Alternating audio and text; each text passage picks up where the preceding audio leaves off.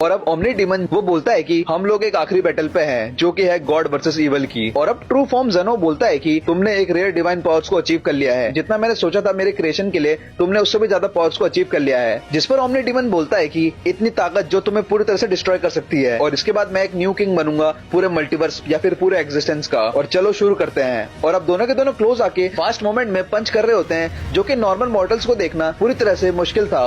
और इनके पंचेस के क्लैश पूरी तरह से जोरदार ब्लास्ट हो रहे होते हैं, और उसके इम्पैक्ट से पूरी तरह से शॉकवेव हर तरफ आ रहे होते हैं। और अब दोनों क्लोज आते आते अपने पंचेस को क्लैश कर रहे होते हैं, जो कि एक बहुत बैडेस्ट मोमेंट था। और अब दोनों के दोनों एक प्योर गॉड वर्सेस इवल की फाइट में फाइट कर रहे होते हैं। और अब दोनों के दोनों बहुत ज्यादा पावर में डिस्ट्रक्टिव फाइट्स कर रहे होते हैं, क्योंकि दोनों की अटैक्स बिल्कुल ही इक्वल इम्पैक्ट हो रही होती है। और अब ट्रू ओमनी ज़ेनो बोलता है कि ना समझ, तुम्हें लगता है तुम यूनिवर्स के क्रिएटर को हरा सकते हो, और अब ये यहीं पे खत्म होगा। जिस पर ओमनी डीमन बोलता है कि तुम्हारी फाइटिंग टेक्निक पावरफुल तो है, पर मुझे लगा था गॉड ऑफ एवरीथिंग की पावर और ज्यादा पावरफुल होगी। जिस पर ओमनी ज़ेनो बोलता है कि इतने घमंडी को पनिश करना जरूरी है। और फिर तुरंत से इवल डीमन पर अटैक चार्ज करता है, जिस पर तुरंत से डीमन भी उस पर बीम अटैक करता है, पर ओमनी ज़ेनो उसको डॉज कर लेता है। पर तुरंत से ओमनी डीमन उस पर एक जोरदार पंच अटैक करता है, जिसकी वजह से वहाँ पे एक जोरदार ब्लास्ट होता है, और उस ब्लास्ट के इम्पैक्ट से सारे के सारे फाइटर्स दूर जाके गिरते हैं। और अब डीमन भी जोरदार एल्बो अटैक मारता है, पर तुरंत से ट्रू ज़ेनो पावर बॉल्स मारता है, जिससे फिर से एक जोरदार ब्लास्ट हो रहा होता है। जिस पर वेजिटा बोलता है कि ये लोग की पावर्स इतनी ज्यादा बढ़ गई है कि इनके छोटे मोटे अटैक से ही बहुत सारे प्लैनेट्स फट सकते हैं। और अब दोनों के दोनों बहुत फास्ट मूवमेंट में फाइट कर रहे होते हैं, जिन्हें कि हमारे फाइटर्स सेंस नहीं कर पा रहे होते हैं। और अब दोबारा से ओमनी ज़ेनो